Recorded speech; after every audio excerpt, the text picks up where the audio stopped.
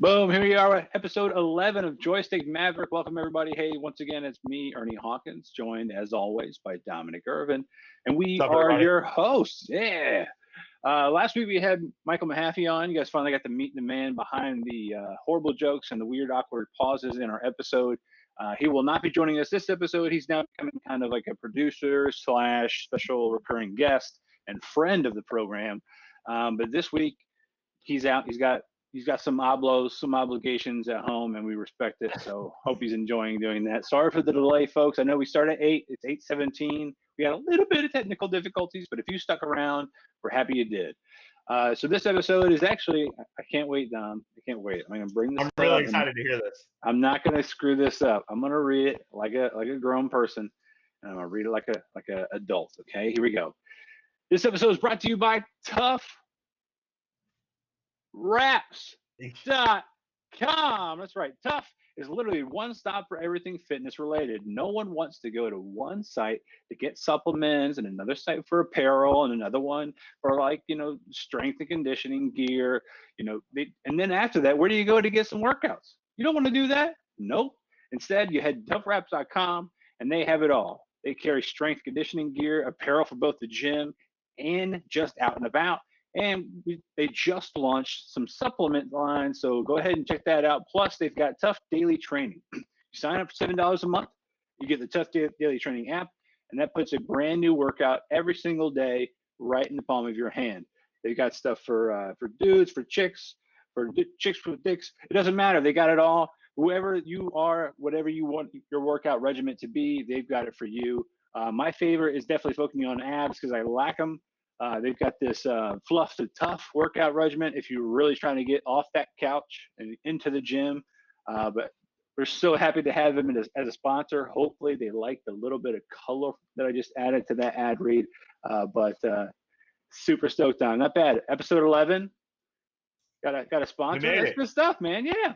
Hey, big stuff. We'll bring them up once again later in the episode. But big shout out to everybody over at TUFF. We're happy to be working with them. I'm gonna miss the red egg. Oh yeah. I'm gonna miss the no sponsors, but like the doink doink from Law and Order. No sponsors. All right. So a lot of things going on this week. Coming up this weekend, obviously for folks watching at home, we are based out of the U.S., so we're going to be celebrating our Independence Day with Will Smith and what's his name, Bill Pullman. Jeff Goldblum. Yes. We're going to be celebrating the Independence Day. That's right. So welcome to Earth. We're going to see Will Smith, bunch of alien right in the face, and I can't wait for it, man. It's one of my favorite holidays, but also my least favorite holidays. I don't think I've only ever done really good fireworks one time, and maybe the reason it was the best time was because we were lighting off a bunch of fireworks and someone lit a firework in their hand and chucked it. Not like I'm not talking a bottle rocket. I'm not talking like one of these little pencil sized things. I'm talking a mortar that's supposed to go down into a tube and it shoots off. He held it like a football and threw it. The first time it was incredible. We were at the ocean, went out, right? Oh my God, I can't believe it. So that made every person who'd had too many to drink want to do it themselves. And now we're lighting things off. And finally somebody throws a dead duck. Instead of throwing a spiral, it starts flipping through the air. And when it catches, it goes the other direction right back at us. It exploded maybe 20 feet behind me, Dom. Sparks went past me onto everybody else. It was right next to another camp. Things got shut down real quick. But we do in our 20s. Shoot, I don't even know if it was 20s, man. But it's, there was drinking involved, so it must have been 21, right? That's the rules. Right, that's the rules. America. But no, so the other thing we have a lot is on July 22nd, aka tomorrow. We've got a lot of things coming out. A couple of things we're going to mention in this episode. We've just already got a bunch of things kind of being released. So this is, again, that time of year where, historically, if you're watching the generic normal version of television, you kind of get into a slump. There might be some shows that come out during the summer. I think even maybe Entourage might have been a summer show back in the day on HBO. But most of the time, you kind of get this lackluster like prime time window on your NBCs, Mhm. ABC, CBSs. But now with all these streaming services, you don't get that anymore. Instead, you kind of there's really no time of year except for if your content is centric to Christmas, you don't want that launching out in July. You know what I'm saying? But so I can't Unless wait you're to the see what's Hallmark coming next. Yes. All right. So let's see if I map these shortcut keys correctly. 3, 2, 1. Did I do it? No, I didn't. Dang. Hot dang, bro. Here we go. And showing up on the State of Gaming today, we're going to start off with something that's actually a pretty big announcement. I didn't get too deep into it, but I'm excited to see what's going to come of it. Is Xbox Game Pass meets Windows 11. So obviously Windows 11 was just announced this week. A lot of big things coming out for that. The UI, more or less, to me, and correct me if I'm wrong, Dom, is just screaming that it's like Mac ripped off. You know, like pretty much. you can't tell me it's not Windows going, all right, fine, we give. We're just gonna bite the bullet. They're calling it a reimagination of the Windows operating system, and this is after back in Windows 10 launch that they're not going to ever do another number. They're just going to keep iterating on it. It seems to be maybe a ground up write up, but what do you know about the Xbox Game Pass coming to Windows 11? Because I feel like that was already kind of a thing in Windows 10, but maybe Yeah. I'm just missing something pretty fucking obvious. No, I don't think you're missing anything obvious. I think it was pretty much assumed that Game Pass would just come to Windows 11 because it's on Windows 10. I think the big thing that was announced was the xCloud kind of integration for Game Pass is now for every Game Pass user. It was usually just a select few and is now on iOS devices. So now you can kind of stream your games going from your iOS device or from your Windows 11 or Windows 10 now, but Windows 11 computer. I haven't played xCloud. I know that Mahaffey has played with xCloud because he has Game Pass because he's one of the few fortunate souls that has every next gen console, including the Xbox Series X and S. So must be nice. yeah, right. But it's really hard to kind of put into words how Game Pass is just light years ahead of everybody else. I mean, Sony has PS Now, which is not great, and Nintendo has nothing because Nintendo's like, you'll pay $60 for our game. We don't give a fuck. We'll just put Mario or Pokemon on it. Fuck you. But with Xbox, they're really doubling down on, hey, it's $15 a month. You get gold, you get Game Pass, and you have hundreds of games to play. We just had from chat. We just had, you'll never believe who it is. Mike Mahaffey said, "Hey, let's calm down with that talk." Basically, blowing up his spot that he's got every console known to man. I guess you don't want anybody hunting and pecking. Hey, on a positive note, until like 2 days ago, I thought Mahaffey was living in West Virginia, so I'm sure our viewership has no idea where he lives too. So that's great. they'll never find him.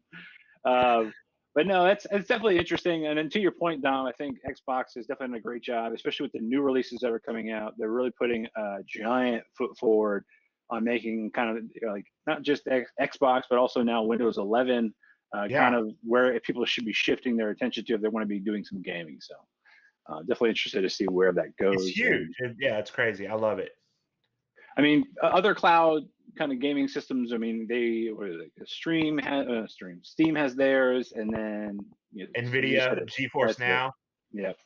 Yeah. So, I mean, the only people that I know play NVIDIA GeForce Now are people who play Destiny and just need to pick up something on a character, and they're not at their computer or a console. Would you say somebody? Do you mean you? Like, do you? No, it's not me. I don't have GeForce Now. Okay. All right. Next on our list is there's a whole bunch of games. Man, it's just, I mean, look at this list of games. We've got Ratchet and Clank, Spyro. I mean, I don't even know where to begin with these. Are these being, let's see, look at our topic list. Did you throw this in here on purpose to throw a wrench for me? Is this just new games coming out, or is this from the new? This is right. So let's see. Did Insomniac make these games? So Insomniac did make these games. That's it. Thank you. God dang, man. I got the list in front of me. Unfortunately, it was hidden behind another window. I knew there was a segue there somewhere.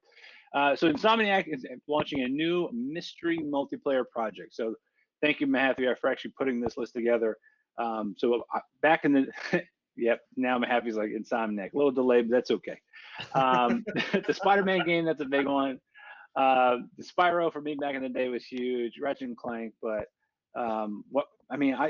do we know if it's anything related to their old IP or if it's something new? It says new mystery multiplayer, but that could be I don't know. a ruse. The only multiplayer game that I know really through Insomniac is Resistance: Fallen Man, which is their first-person shooter. Kind of takes place in the future, and it's aliens and all that stuff. I'd love to see a Sunset Overdrive style game that is multiplayer. Sunset Overdrive was a Xbox exclusive for a while. It was actually Insomniac's. It was like one of Insomniac's only Xbox exclusive games. Now it's on PC. But it was this third-person action style, kind of zombie-like game, but had this very cartoony look to it. I was a big fan of it.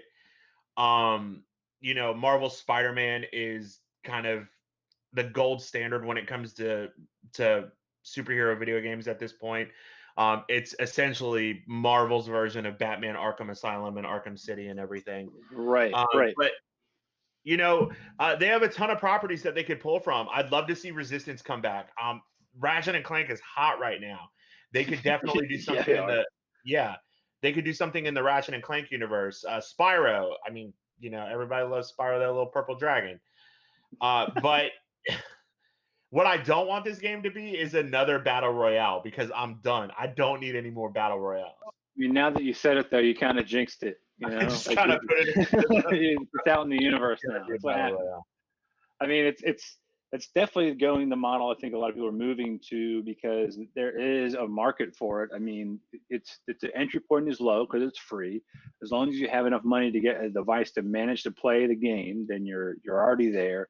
And it's kind of like back in the day when you bought the Nintendo or Sega Genesis. If it didn't come with the game, what was the point, right? Sweet, I bought the thing. Well, unfortunately, those things didn't have the internet, right? They didn't have browsers or other things you could do with it. Now so you had to get a game with it. It's kind of similar with this. Is the entry point is more money after you just bought a big old rig. You really don't want to play that or pay that potentially. But if it's free, then you get in there, maybe do some in-game purchases. That ecosystem continues to thrive. I can see how any company that's just like, hey, we need a game or a system that we can feed into, constantly create new content. It also turns more money every single month or quarter or whatever. That might allow them to do more aggressive things in other games, hopefully. But it also could just let some companies rest on their laurels and just take your money straight to the bank. So. Well, we're looking at you, Epic, because fuck. You got my money. Dude, it's funny. The only thing I do is when I play the season, I get all the V-Bucks per season, and every V-Buck you can actually put towards buying the next season. That's how I continue to play. So I earn my characters. Like dude, the first one's free, baby. The first hit is free. And you keep trying to chase that dragon, bro. Yeah, and look how much money Epic has. They're in a lawsuit with fucking Apple, and they might win. Samsung didn't even win. So much. Samsung lost. Think about the amount of transactions. Personally, this is going to be a little bit into my life. I first started playing Fortnite on my phone. I got the little controller you can have your phone sitting on it, and then for whatever reason, I got my wife an iPad Pro for Christmas, and I found out that you could play it on the iPad Pro. Dude, I was playing it constantly on that because it was, to your point, it's something you could play when you're away from your desk. Yeah. AKA at work. So that was awesome. And then suddenly, they took it away. You can't play all the new stuff. And now I'm sure that big chunk of revenue is definitely going missed. Not necessarily by Epic.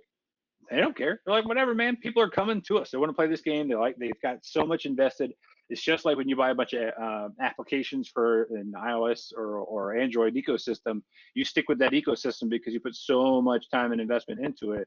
You're not going to stop playing Fortnite if there's so many hours, so many dollar bills that really equated to nothing physical. So we'll see. We'll see. Yeah. Oh, yeah. Sony bought out Housemarque. welcome to the family. Look at all these games. Let's see what we got. I mean, we got Returnal, we got Next Machina, we got Matterfall, Dead Nation, Alien Nation, Outland. There's so many games, and now they're coming straight to Sony. And I guess they also bought Bluepoint games.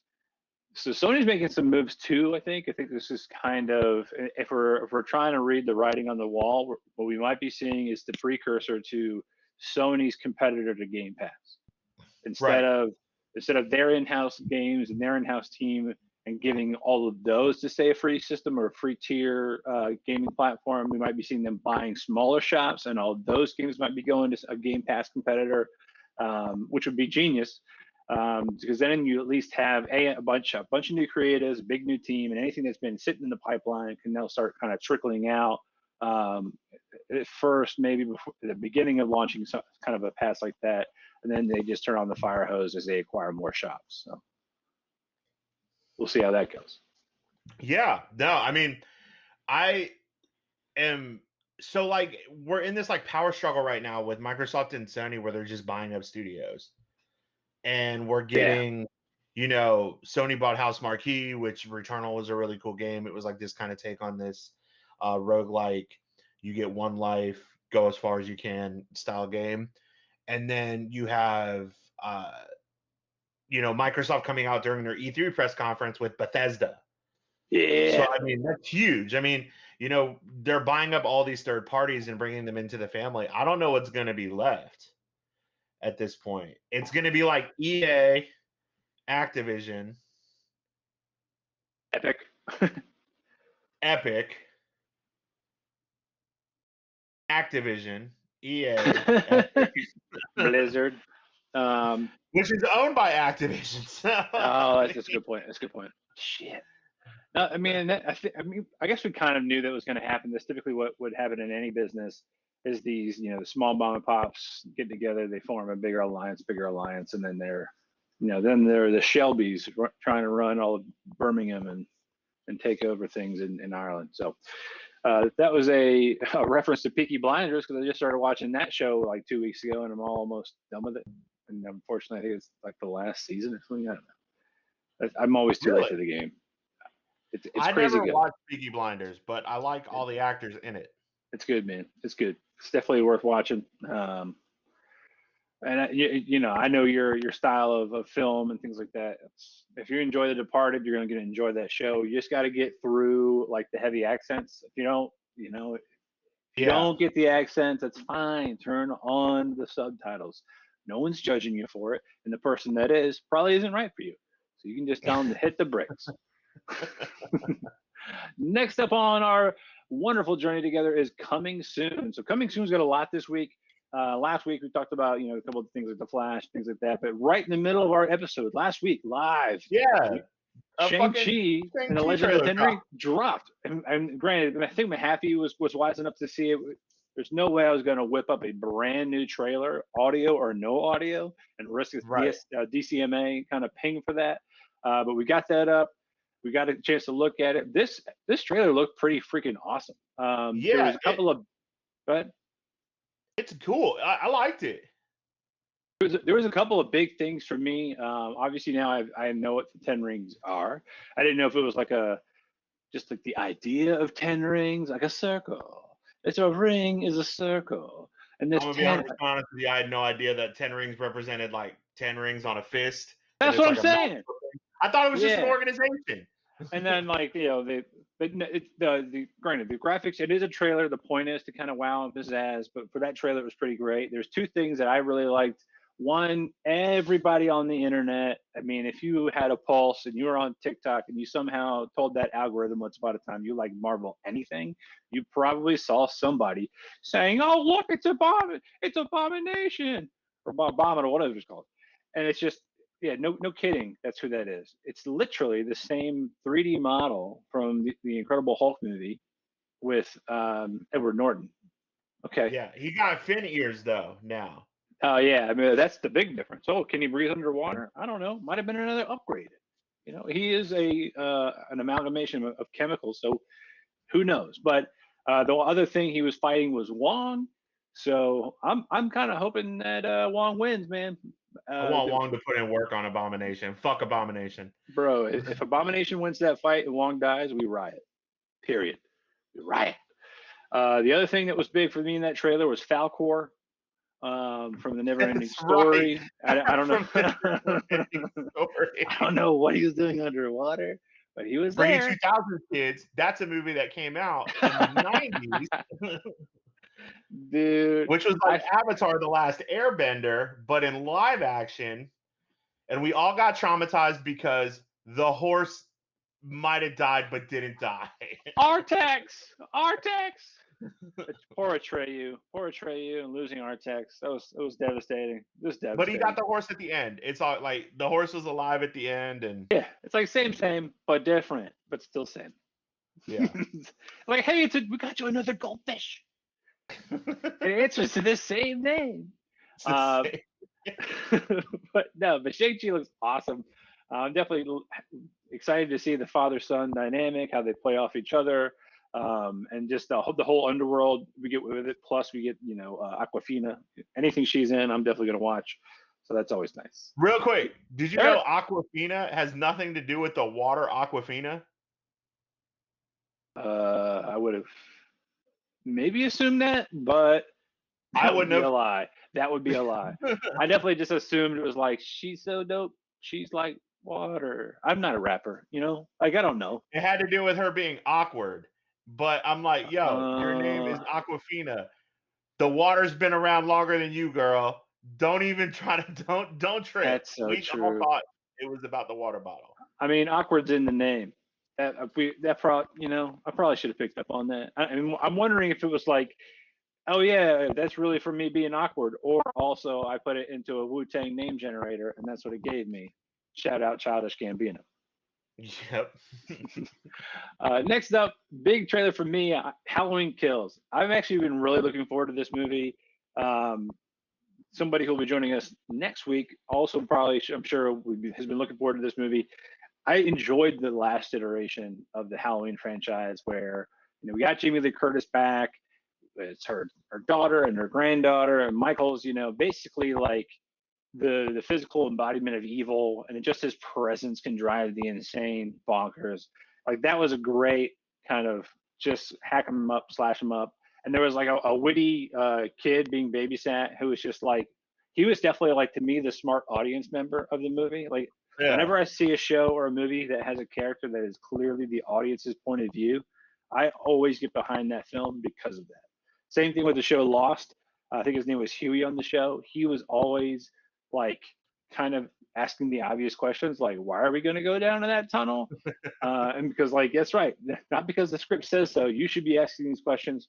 But this trailer looks awesome, and mainly because he's no longer using that huge, like, gigantic knife that could either be paring or cutting up some steaks, or like an entire like bluefin tuna.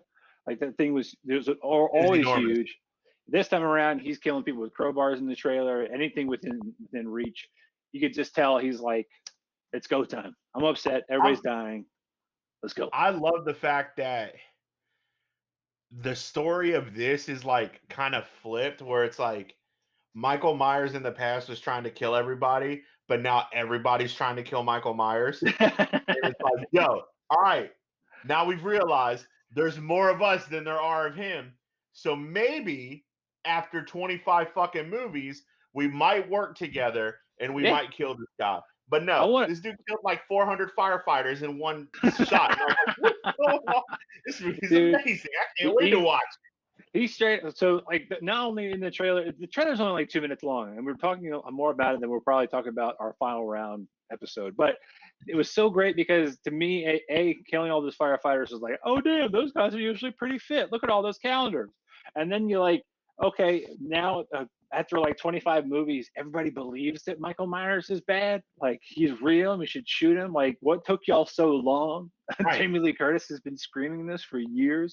Now they're just going to start finally going at it. And then we get a direct parallel with her in the hospital from Halloween 2, which the whole movie took place in the hospital. I'm loving the parallels. I'm loving the nostalgia bits. and I can't wait for I'm stoked, more. dude. I'm really excited for this. The last 2 Halloween movies were fucking duds. So I'm stoked for this one. I can't wait. It's gonna be sick. Another scary movie. I love the trailer because I never watched the original Candyman. Boo, hiss me, oh whatever. I That never movie got scared around to the it. shit out of me, dude. It's probably why Was I it didn't watch John David Washington? Is that his name? No, I yeah, don't. Is that his name? and I think that's it actually. I'm almost 100% positive you're right. He's scary as fuck. I think he's dead now, though. What? Come on, don't tell me that. He had that voice, man. Yeah. Where are you? There you are, you beautiful man. Were you right on with that? Are they just not even showing me this guy? Come on, IMDb, get it together. Not a sponsor. Clearly. It's Tony Todd. That's his name. John David Washington. No, it's not. Who's John David Washington? That was way off. I think that was right. He is alive. Sorry if we put you in the grave too soon there, Tony Todd. Please don't write the show. We can't afford it. He's John alive, David 66 years Washington old. is Denzel Washington's son. That's the guy from Tenet. That's the guy from We Tenet. were talking about Tenet a couple weeks ago. That's it.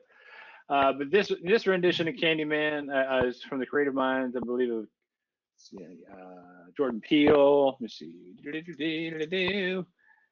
But the trailer looks pretty darn awesome. I think It does. It looks cool. Watching the character in the trailer. Spoilers for if you haven't seen the trailer. It's not the movie. Calm down. For those of you who have not seen the trailer yet, definitely go out and watch it. Yahya Abdul Mateen the second. Gotta be specific. The second, slowly, you can tell he starts slowly kind of turning into the Candyman in a way.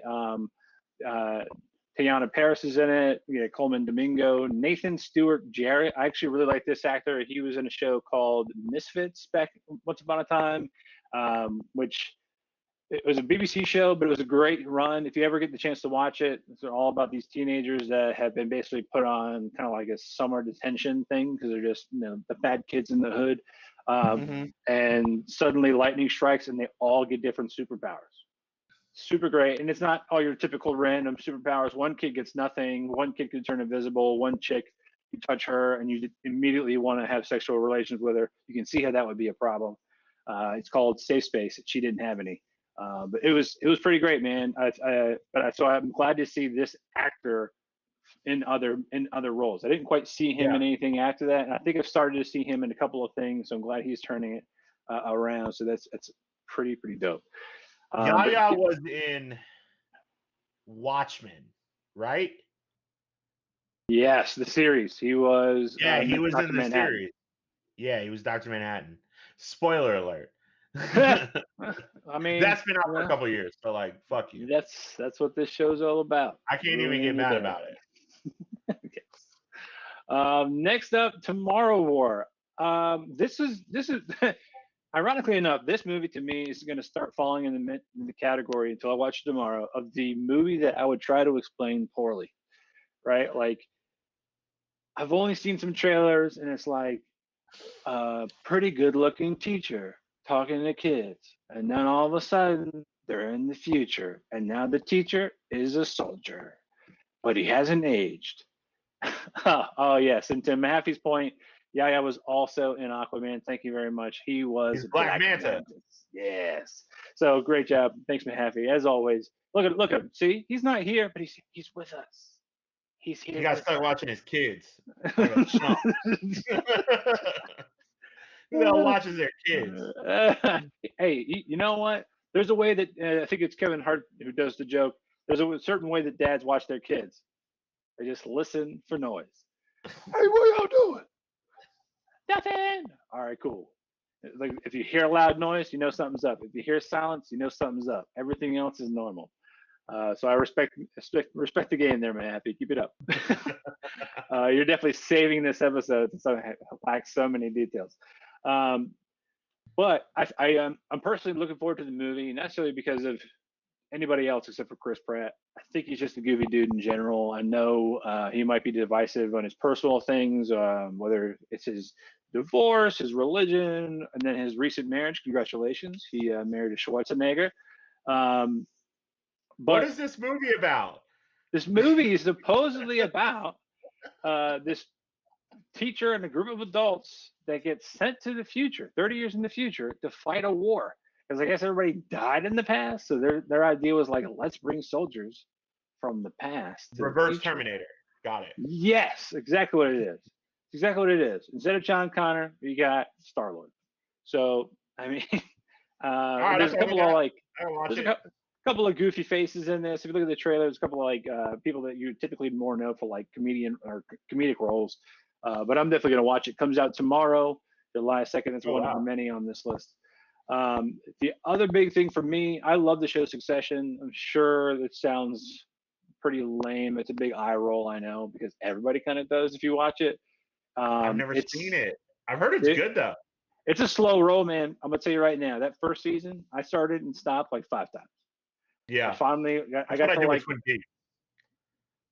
that's why I've never watched Twin Peaks. Episode 3, I was like, I'm out. It sucks. It's all slow burns. The minute like anything says slow burn, I'm like, that's not a good thing. That's not No, I don't a want to plus watch in my it. column. Yeah, I'm done. I don't have time for that. I barely have time to let Mahaffey help me with the PowerPoint and do all of it, and then me just kind of show up and still not know what's on. You get like, do I have time for slow burns? No, I don't. But Succession season 3 has wrapped filming last year. It's coming out supposedly in the fall. It was a big question whether when it was coming out last year. It's so much so that Greg Dieg, this is the tall gentleman next to Brian Cox there in the center. He's on the right I hand thought side that of was him. Tom Mulaney. Yeah. This guy's like actually wicked tall. I mean, I think he's like 6'5". His character's nickname is Greg Dick because he looked like an egg when he was a baby. But he was in like a pizza review with the CEO of Barstool Sports, Dave Portnoy, just walking down the street and was like, he had his quarantine mask on and was just like, "Hey man, I really love the show." And the guy and Dave Portnoy was like, "Oh yeah, thanks man." He's like, "No, seriously, it's great." He's like, "Oh cool." And the guy filming is like, he sounds like Greg Dieg. And he's like, "That's because I am Greg the Egg," and just takes his mask off, and they kind of freak out. And all of a sudden, the reason they're doing the pizza review, Bon Jovi pulls up in a limousine, it gets out of the limousine and rolls What up. the fuck? Yeah, so Greg the Egg is just strolling the streets of New York like you do, sees that guy, and just starts shooting the shit. And suddenly Bon Jovi shows up, and he's like, "Are you serious right now?" He's like, "This is wild." He got like one of the favorite characters from one of the biggest shows on HBO, Bon Jovi, and then that goofball from Barstool. Fantastic stuff. But That's the third time that Dave Portnoy from Barstool Sports has like shown up in my life this week. oh, Like really? I was on Twitter and I saw something he tweeted, and then like I was on YouTube for like 6 hours at night one night, and I started getting into pizza reviews. It's weird. It's weird, Dude, dude. I'm not gonna lie to you. Like, all of his goofiness aside, I just love pizza, so I'm gonna watch it all. And then whenever I go back to New York, I'm gonna try it all. Like that's the goal. I just Fucking love love pizza. food. That's why I love Yeah. watching diners, drive-ins, and dives. I'm like, you know what? I might go to that town. I might be caught in the middle of Mississippi and want some delicious like grilled cheese. You'll never know, but I could try that place. So, but no, definitely good stuff. I'm excited for it to come up, and I mean, you definitely got to watch it. It's twists and turns and backstabbing, and I mean, it's got one of the McCulkins in it. It's which could Which not be one? bad. The younger one. He's on the right hand side, looking at the camera a Oh little shit, that bit. is Kieran Culkin. Yeah, they're right there. Okay. All right. Awesome, good stuff. Next, I guess Jonathan Lithgow. Another murderer on the show. Well, Harry and the Dexter. Henderson. Yeah, yes. He was that third right from the sun was called Murder. And I guess he's coming back as a small part in the upcoming season of Dexter. I don't really know what he would do. That's kind of the point, though, I thought he right? was dead. That's what I'm saying. Is he going to be like a Harry, where he's like the murderer mentor to Dexter? Like that would be something, or is it going to be a flashback? And that's why it's such a brief. The article that we read was saying it was kind of a brief entrance. So I'm interested to see, you know, how he could make his return. And honestly, I have no idea what he's been up to outside of this for a while. He did that Pet Cemetery remake. That's right, he did, for reasons. Why did he? What? It's a shitty You, movie. I mean, to be fair, he's been in so many things. He's probably sitting pretty on a fat wad of cash. I don't think he really needs to Yeah. do anything ever again. So if he just enjoys it, why not do it? He's probably really loved Pet Cemetery, and he probably enjoyed his time on Dexter, and now he's back doing it too. So I mean, more power. Him as Trinity in season 4 is like peak Dexter. He played that character so menacingly well. I loved every moment of it. Did you read? So you obviously watched all of Dexter, and like you know that the ending of Dexter was horrible. Did you read any of the books? No, honestly, because of the ending of that episode or that season, I probably didn't read anything. So the books are completely different. Like there's this whole supernatural aspect to the Dark Passenger, like his need to kill, like it's like a entity or some shit in the books. So it's like clairvoyant or what? Yeah, it's super weird. It's super weird. I like That's Dexter cool. a lot. I read the first 2 books recently, and I was like, this is really weird. I don't know if I can continue reading this.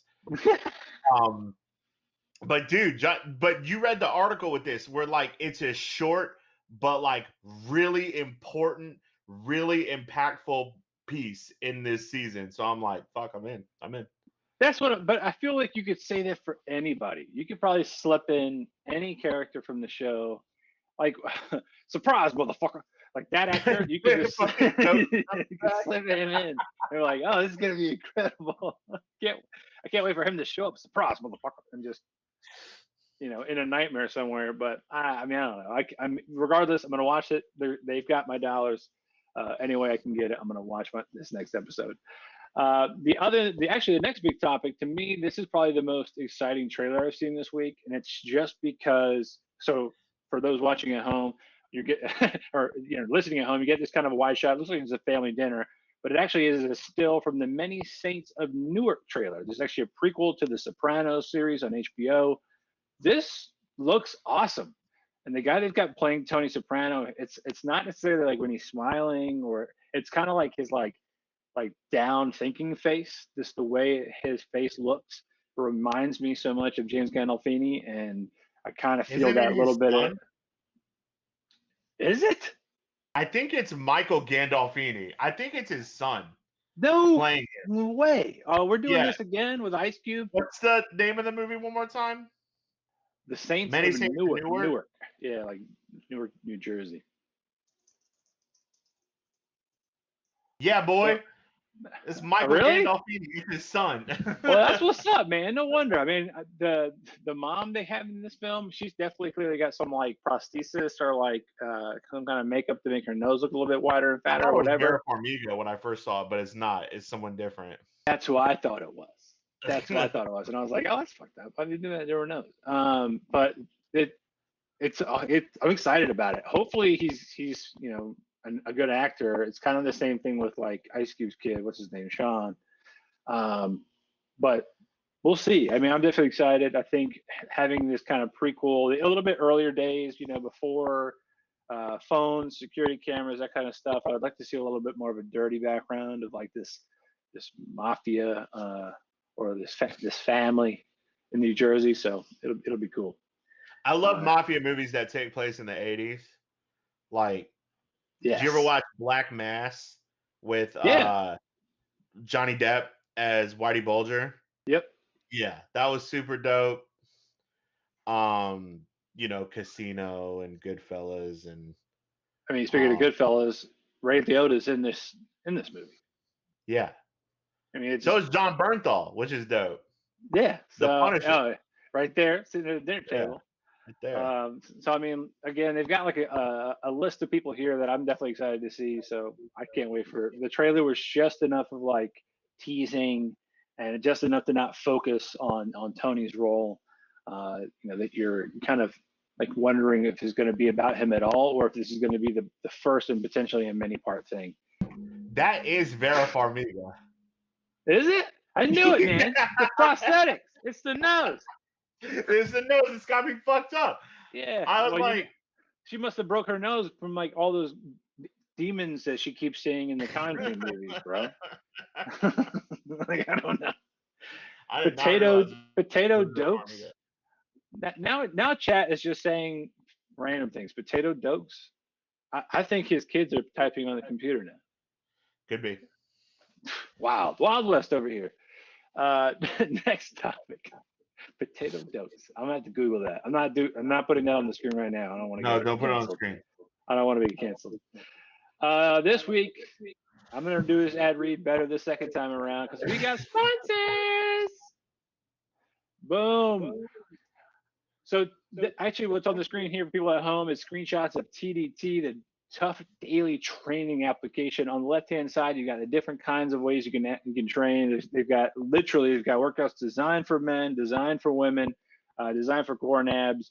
And they're constantly like shifting out different workout plans. So it's whether it's a 5-day workout week or a 6-day workout week, and you can kind of go at your own pace. So if you need a rest day on Wednesday and you want to do the last 3 or 2 days of your workout week, you can do that. If you want to space them out differently or skip some days, you can. What's also really great is once you actually tap on the workout you want, whether it's push, pull, chest back, whatever it is, you can actually begin your workout. And the very next thing it'll do is push you through each one of those workouts, each one of those movements, and describe the movement, what you should be concentrating on, what muscle group you should be focusing on.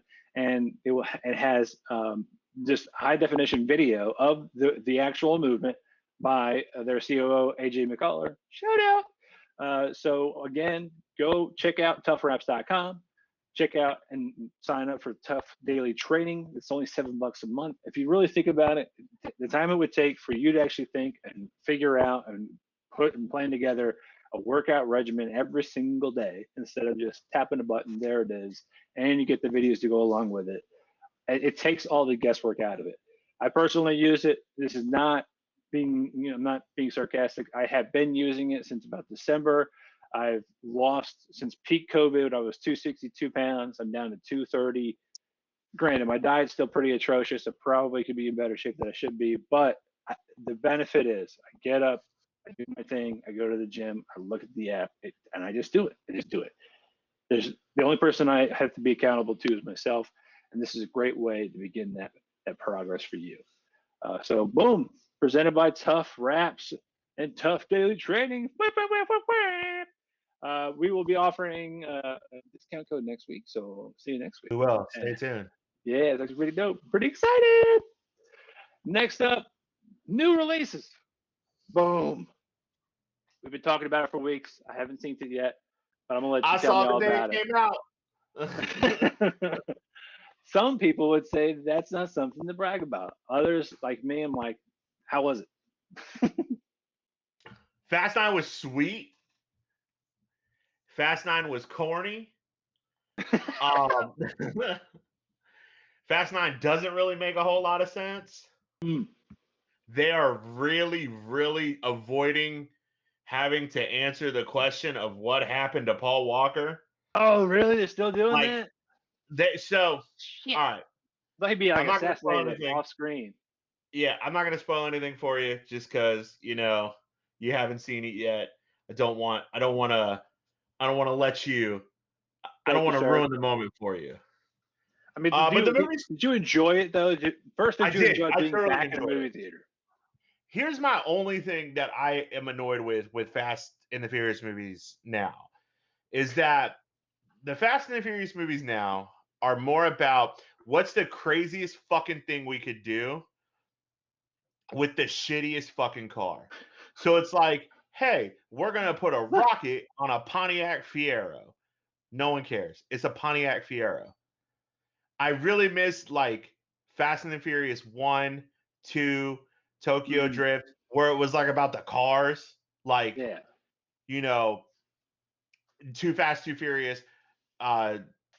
What's his face? Paul Walker's driving an R34 GTR Skyline. And, like that car was only in Japan. And, in Tokyo Drift, you had all of these JDM cars and all that stuff. And it was cool. The movie's fun. I thought it was great. We all know that Han is back from the dead. They quickly explain how that happened. And I guess the more you dwell on it, like the bigger the lie sounds, right? Like, Right. and then we put like a healing gel on his face, and it brought him back to life. Oh, they did the Kingsman thing. Yeah. The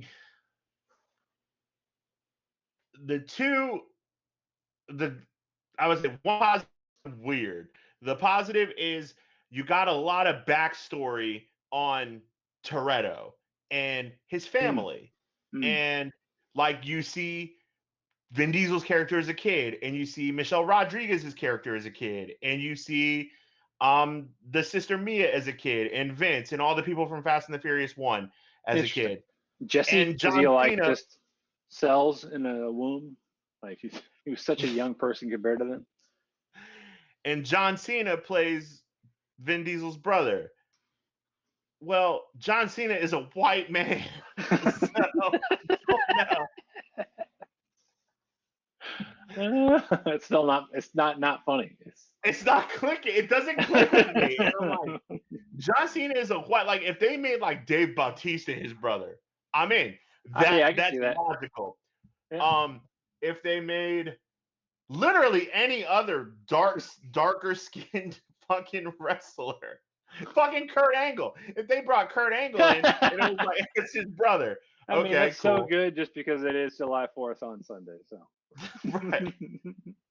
So John Cena is a white man, and Charlize Theron like says something about it like once, where she's like, "I wouldn't have noticed that there's Nordic blood in the Toretto line," and I'm like, "Yeah, we know he doesn't look like him. He's white. He's very white." One of these things is not like the other. Michael Rooker's in the movie. Didn't know that. Oh, that's nice. Yandu. Yeah, Yondu's in the movie. That's what's Or would you like a chocolate covered pretzel? Well, that's From awesome. Mallrats? How was going back to the theater? Was it unnerving? Awesome. Packed? It Like was. how was people there? Like how'd that go? There were people there. It wasn't super packed. They are. It didn't really seem any different. It kind of seemed business as usual. Hmm. There were no like you didn't have to wear a mask if you're vaccinated. My wife and I are both vaccinated, so you didn't have to wear a mask. All the concessions are open. Not a lot of people. The theater had a good chunk, good large amount of people for a Sunday matinee. Hmm. But I think the test is going to be Black Widow in like a week and a half. How many people go back Interesting. to see Black Widow? It's definitely going to be tough, man. I mean, personally, I used to go every Marvel movie. If it was a Marvel movie, I was going to Yeah. watch it, and I'm still like, nah, I'm good. Still, I'm gonna if it's on Disney Plus and I got to pay the $30, I'll pay the $30. It's gonna cost me the same to go to the theater with the wife and a screaming baby, anyways. Granted, she doesn't scream because she's perfect in every single way, but I'm not gonna go put put my kid in that like potential situation when I can just watch it at home and Yeah. sit as many inches away from the TV as I want, at a comfortable angle, no sticky floors unless I want them to be. Like it's that's definitely the better experience. No, I mean, I watched, obviously I watched In the Heights, Mortal Kombat, Tenet. I watched all of that at home because of COVID and all that stuff. And I think that those movies were perfect for that kind of an experience.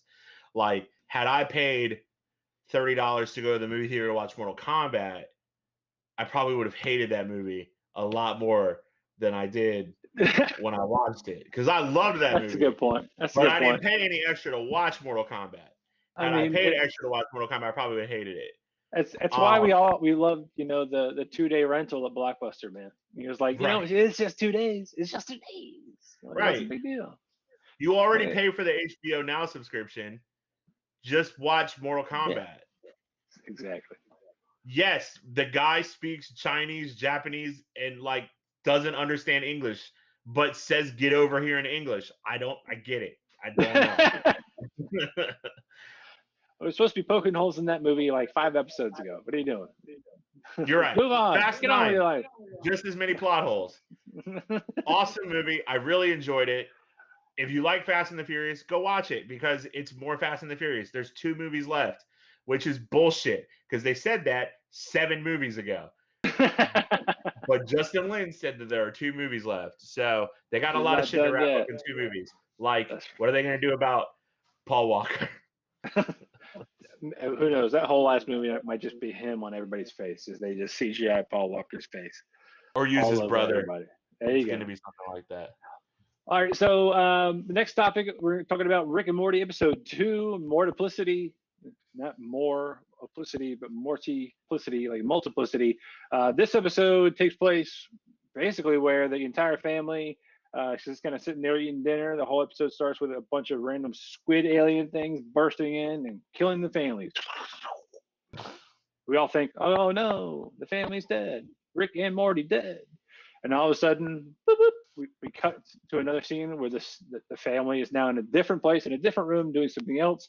And Rick gets a nice little beep on his watch. It's like, oh, geez, no, they killed one of the decoy families. And then we find out that Rick Sanchez has been making decoy families and placing them all over the country just in case an alien armada or some kind of attack was to assassinate him. They'll assassinate the decoy family first and keep him and his family safe. You know, good guy, Rick. Unfortunately, what starts to happen is we start to realize that those decoy families started making decoy families for themselves. And now there's a bunch of them, and they're all trying to figure out who's the real family, who's the decoy family, and antics ensue. So several things are kind of awesome about this episode, and a couple of things I wanted to point out before kind of moving on. I know you might not have seen this. Have you seen this yet, Dom? Did you watch it at all? No, I just started watching Rick and Morty because you and Mike were talking about it last time. And you're like, it's so funny, and like, Do it. I know what Szechuan sauce is. Like, I watch the news, dude. Like, I know. I I think Rick appreciate was the trying. So, like, I get it. I think the show is hilarious. Don't get me wrong. I think Dan Harmon smokes way too much weed. That's my favorite part. It's one of the few cartoons my wife is like, I actually like that show. Like, I watched that when you put it on. Yeah.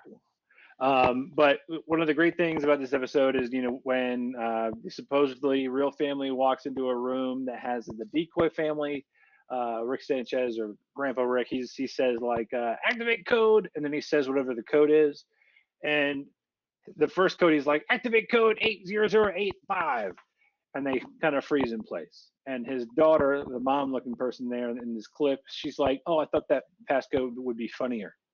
To me, I'm like, "That's hilarious! It spells boobs." That's exactly what I thought. What are you talking about? And then a couple of kills later, you hear a different Rick Sanchez talking to a different decoy family off camera, and you hear like, "Activate code 3 equals capital D." I'm like, "That's a penis. That's a penis." So I'm giggling the whole time, you know. And then finally, the last little bit is towards the end of the episode. There's a resolution that occurs, not to give anything away, but the resolution takes place, and Rick just goes on. He just starts pontificating and just starts talking. And one of the things is like, well, that's what happens when you get caught in Asimov's funnel or whatever it's called, the Asimov cascade. It's rule number 34 of the Asimov cascade. And if anybody were to Google Rule 34 on any subject, it would get met with I've been on Reddit. I know it. Rule graphic content. So I was just like, yes, thank you for that. That's good creative right there. Thank you. You just laid a trap for every goober on the internet. Fantastic. So wonderful All the kids episode. that are watching it are gonna get in trouble because they're looking at porn on their parents' computers. Rule 34, baby. Rule 34. The next one, I actually don't have a lot of information about this, but I believe you and Happy definitely had a big run at it. The Star Wars Wave 2 books. First off, let me just say, I know what Star Wars is. I don't know why they're waves and why we have 2 of them. So talk to me, Goose. So, Mike is the resident Star Wars nerd because he owns many lightsabers and loves Star Wars, and just he does Ludo Sport, which is professional Star Wars fighting, or watches TikToks about Ludo Sport. I don't know. So this wave, they're doing these so the High Republic is a time period in Star Wars that is set a couple hundred years before Episode 1. Okay, so you have different eras of Star Wars, and like the one that we're all familiar with is, episode 1 to what we're watching now on The Mandalorian, and then episode 7, 8, 9. Mm-hmm. And then my favorite one is the Old Republic, which is like the Dawn of the Jedi and the Sith, when the Rule of Two was instituted and all of that. The High Republic is supposed to be the canon version of the Old Republic, or it's supposed to start kind of like bringing those themes into it. They did a first wave of books and like graphic novels. I'm reading one of them now. I just started it. I'm having some trouble getting through it just because I don't have an hour commute one way to work anymore because I work from home. So like I used straight to the couch. Fucking rip through books because I'd have like 2 hours in the car. I worked in a basement at work and with software developers who didn't like to talk, so I had my headphones in and I was listening to books all day anyway.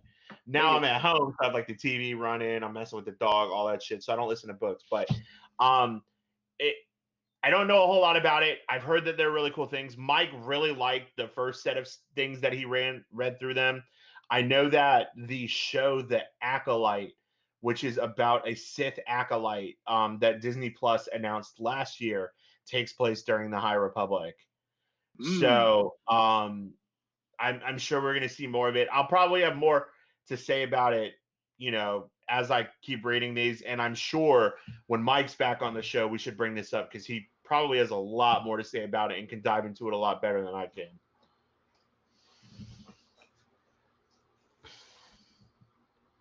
Gotcha. Speaking of Star Wars, okay? Speaking of Star Wars, hot take news off the press today that we missed because it happened 45 minutes before our show. The Old Republic, the MMO, announced its new expansion today. Because it's I think it's their anniversary, and they announced the expansion. I'm looking up the name. I think it's the Legacy of the Sith. And I'm super jazzed about that. For those of you who don't know, the Old Republic is Legacy of the Sith. The Old Republic is the massively multiplayer online game that takes place during the Old Republic in Star Wars. It's a spinoff of the Knights of the Old Republic game by BioWare. It's really good. If you love Star Wars, I would say it's of the best single-player campaigns for an MMO that I've played personally, and I've played a good chunk of MMOs, World of Warcraft, Final Fantasy 14, Ion, all of that, and Star Wars: The Old Republic consistently seems not to brag. No, like not even a brag. That's not a brag. That's just you have no life and you play video games all the time. I'm playing World of Warcraft right now, and I can't believe I'm back in that. Like I'm like looking up fucking Theorycraft and shit. Like, nope, that's bad for my health. But just down the rabbit hole. Right. But no, the Star Wars books, the Star Wars games seem to keep getting better, and better. I hope they announce something at EA this year with their EA Play event that's coming out in the middle of July, since EA is doing most of the Star Wars games. So High Republic, keep your eye on it. There's definitely more to come with that, especially with the Acolyte show. It's probably one of the shows that I'm most excited about because I've always loved that side of the lore, the Sith. Red lightsabers for life. Hey man, any more Star Wars content? I'm gonna take it. Always. Next, guess what, man? We made it. We made it to the final round. Oof. Man, this week's final round, it feels like low-hanging fruit, but it is quite frankly some of the funnest things I've been watching this past week. And that includes finishing the show Invincible season 1, which was fun. I won't derail, but I'm gonna say this was definitely a great episode. What button do I keep hitting? That's definitely not the right button. So this week on Loki, we pick right back off where we left off at Lamentus 1, right? So Loki and other Loki are heading towards this Ark ship. They are trying to get off the planet Lamentus 1, and just as they arrive in front of the Ark ship, this huge meteor careens through it, and all their hopes of getting off the planet are ruined. which leads to them kind of going, well, shucks, I guess we're going to go just die out somewhere else. And they kind of had this warm heart-to-heart moment by themselves. The very beginning of the episode picks up where you see just creeping over the mountaintops, and then suddenly you see the skyline of Asgard, and you see a young Sylvie, or Loki at that time. She's playing with dragons and things like that. She's just having a little bit of a playtime, and suddenly a TVA doorway opens up, and I guess we'll call her the supervisor. She rolls up out of the door as a grunt kind of militia person, like the C-20 characters or the B-14, whatever her name is. She rolls through, is like, you're a time variant, and they snatch up little girl Loki, and then they reset that timeline, basically erasing that reality. And that's antics ensue, because what happens is the little girl Loki snatches the little time jumper Pokedex device and pieces out. And then she starts living on the run for the rest of her life until we see her in the show. So now we know that the reason that variant was able to exist for so long is because the supervisor chick goofed. It then cuts to the supervisor going to and speaking with who they keep calling the time lizards, or I call the time wizards, the timekeepers. And she clearly has a conversation she didn't appreciate, jumps back in the TVA. She's talking to Mobius, speaking about how they got to interrogate their Lokis. And Mobius starts asking questions, right? I think Mobius is a little bit more kind of aware of what's going on, and he kind of lets on. He's a little bit more clever. So he asks, can he interview C-20? Because she might have some kind of inkling of where the two Lokis are. To which the supervisor tells Mobius that they're dead. The C-20 is dead, which is crazy because she was doing fine. So the episode itself, I mean, without getting too details and sitting here creepy crawling through the episode, I think it did a great job of very quickly taking characters that seem to be like in on the TVA's agenda and twisting them to be like ready to betray the TVA. So two things. Owen Wilson has acted his fucking ass off in this show. Tom Hiddleston has acted his fucking ass off in this show. First off, is it incest if you fall in love with yourself from a different It's masturbation. It's masturbation. You're just fucking yourself. So no, I really like this episode, and we're gonna dive into spoilers because we've dove into spoilers the entire time at this point. That's final round. Might as well call it spoiler round. Right. Spoiler round. I started to think right as Mobius got I was like, I don't think they're killing people when they're hitting them. Like, I didn't think that, because I was like, first of all, I don't want Mobius to be dead, and I'm like, I really liked his character. I want more of him. Yes. And then as soon as like it looks like Tom Hiddleston's about to kiss his lady self, and like he starts disintegrating, I'm like, oh, there's no way. No way they're gonna kill off Tom Hiddleston in episode 4. And not at all. No universe with Tom Hiddleston, the main character of this show, for all intents and purposes, dies on like episode 5 or 4. Right. Doesn't happen. But no, the acting in this show, the whole show seems to be bigger. WandaVision and Falcon and the Winter Soldier, everybody thought WandaVision was going to set up the MCU to be like, to kind of blow things out of the water with the MCU. You know what I'm saying? Everybody like had these grandiose things where it was like, she's going to introduce mutants, she's going to introduce the Fantastic Four, and Mephisto's going to be the next villain, all that stuff. And while we got hints of that in WandaVision, especially with the fact that she kind of always had powers, and the Mind Stone augmented those powers, which kind of opens the door for the fact that there could be mutants in the Marvel Cinematic Universe at this point. Right. And Falcon and the Winter Soldier seemed like a very isolated, if it was like in its own echo chamber, okay? It was Bucky and Sam Wilson's story. Yes, Sam Wilson's the new Captain America. That's going to be big, but it's not groundbreaking for the entire MCU right now. Loki feels big. Like Loki feels like something big is about to happen. You know, well, I mean, who bigger to have a storyline that would do that would be a demigod, right? Like, right. So I totally tracks for me 100%. Well, the biggest things for me are the fact that the timekeepers, which spoiler alert, 3, 2, 1, the timekeepers end up being robots. That's fine. I guess they're robots. But before the robot reveal, the timekeeper had red stones on their forehead, which made me think of Mr. Sinister always. And then also made me think of they're red stones. If they're deleting realities, maybe those red stones were reality stones from different realities. Right. So, like, I think there was a couple of big plays that could have gone with this scenario. But to your point, I think that Loki is definitely the character you want to have kind of usher into this next phase, because technically he's kind of been the guy to do that all along, right? Yeah, he's the one that introduced us to Thanos. Loki is like, when you were a kid, you're watching a music video or a little sing along, and you had the little thing that would bounce on the words across the bottom of the screen. Our character that bounces on those words is Loki for all of the MCU. And getting rid of him, I mean, Tom Hiddleston seems to just not fucking age. It's been, almost 10, like 11, 12 years. Yeah, and he just looks the same.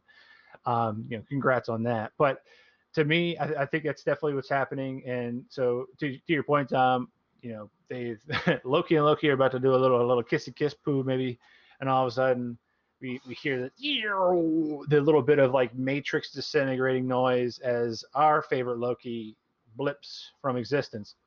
Yeah.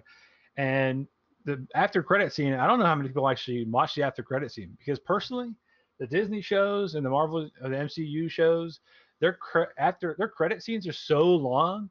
They've got, now granted, rightfully so, 10 minutes. Really great little things. They're 10 minutes, dude. They list out every single like subtitle and dubbed voice actor, which is great for those people. But Jesus, I'm like, oh man, we got 10 more minutes left in the show. And then it's like, no, we don't. We got 14 seconds, because there's going to be 25 minutes of fucking credits at the end. But the mid-credit scene where suddenly Loki wakes up and we got like Black Thor Loki, we got like Little Hood Loki, we got a fucking baby alligator Loki, and then we got like old man Gandalf Loki. Like, I am more excited about that than anything else. I can't wait, dude. I'm so excited for Wednesday. Yeah. I mean, you can't tell me if 2 Lokis were a problem. Imagine, I just want to see what this alligator Loki does. If that's another, like, I swear to Christ, if that's another, like, Grogu phenomenon, if that's another Baby Yoda, you can't tell me it's not going to be. I'm going to, on my desk, I'm going to have another Funko Pop of a little alligator with Loki horns. It's going to happen. Hear me now, Funko. Send it my way. JoystickMaverick.com. Just ask for the address. I'll give you the PO box. We want 3. 1 from me, Dom, and Mahaffey. But no, it was definitely a great show. It was fun to watch. I think my biggest thing is, again, it's just, I think they did a pretty good job of kind of flipping those TVA associates, and specifically Mobius, who also, I guess, got disintegrated to another universe. Imagine another universe full of Owen Wilsons. Wow. Just all the time. That'd be insane. Just think like the guy from Wedding. If you had just all of his different like characters from all of his different movies, from Wedding Crashers, you got the guy from yes, just that would be so bizarre, man. For Meet the Fockers, like they would just be. They probably have like the best time. Or like Zoolander, like Hansel or whatever his name is. Like, yeah, what's the movie that he's in with Matt Dillon? And he's like the house guest that won't leave. Oh, Jesus. I can't remember. It's gonna drive me insane. Oh, God damn it! I just saw. It's like D or something. It starts with a D. Drillbit Taylor. No, that's a different one. He's in. Yeah. Anyway, but imagine all those being in a universe. That'd be great. especially if they're just riding jet skis, because that's a thing clearly he I loved love to that do they back in brought the back the jet ski where he was like, I may have had a jet ski, and then I'm like, 90s. dude, it's so It's just good. so good. Such a good show. I love it. I want more of it. But no, I'm excited for next week. To your point, Dom. I mean, we got a lot of stuff coming out tomorrow. There's so many things we talked about that's coming soon. There's probably a bunch of stuff coming out tomorrow that at this point I'm starting to get like fatigue. It's the only reason we continue to have these PowerPoints and these little like blips and decks and lists of things, and we talk to each other throughout the week. I mean, a great example of other stuff that we didn't even talk about. The Don't Breathe 2 trailer just dropped. We've got a Lord of the Rings TV series coming up. Let's see what else. So I think there's one more like big one. I think might have just been those two that we didn't get to. But I mean, those two are still pretty big in their own right. Lord of the Rings. Yeah, the Lord of the whole Rings show cast and all that shit. is, Yeah. yeah. Plus you got the Game of Thrones stuff. But like this week and next week, July 16th. Let's see, next week and then the week after that, July 16th, my birthday. Not to brag. A whole bunch of stuff's coming out, man. I mean, you got Space Jam, you got that Fear Street, you've got like 5 things coming out on streaming, 3 things coming out in theaters, and I'm just not a fucking enough time to go see it all. Get ready for me to shit on Space Jam for 15 minutes straight. Bro, well, I'm just not a LeBron fan, aka You, just Me, not and a Dupree. basketball Mike just fan. messaged me. That's the movie. What? Oh, Wilson. You, Me, Dupree, Me, that's Dupree. it. You had the D right. What, you didn't want to put to potato dokes in the chat again there, Mike? Thanks, man. But no, it's going to be exciting next couple of weeks. Hopefully we have a recurring guest, aka soon to be probably long-term host, if you can get back on here. Have you on the show next time. Anything for the after show there, Don? No. We have the Fear Street stuff coming next week, right? We have a gentleman from what podcast is he coming from? So Sam Burson is one of the co-hosts of Terror Incognito. He'll be joining us next week, and hopefully for the 2 weeks after that. They do some actually a really great job of keeping up with like horror news and horror movie news. They've had some hiatus because all 3 of them, no joke, all 3 of them got preggers and have babies. So they've been, focusing on the important things in life, unlike me. But he'll be joining us next week. And the goal is to have him roll through all the same topics we do. Just get his opinion, and because he's smart. He's a fountain of words once you get him opening up. And I think he'll surprise us all with his insight that he's got. But he'll be joining us. We've got after those 3 weeks, we've got another special guest from TUFF, one of their main athletes who's in the TDT app. He'll be joining us, talking through some things. So a lot of big stuff happening. What a week! Episode 11. King. We just turned this episode up to 11. You know what I'm saying? We did. Yeah. All right. Once again, I'm Ernie Hawkins at ErnieUXD on social. I'm Dominic Irvin at El Dizza on social. There you go. Check us out on joystickmaverick.com. We are at Joystick Maverick mostly everywhere except for Twitter, which is at Joystick Mav. But everything else, check us out. Like, subscribe, hit the bell, whatever. Next week, come back and join us. We'll hook you up with that discount code for toughraps.com. And, man, stay happy, healthy, folks. We'll see you next time.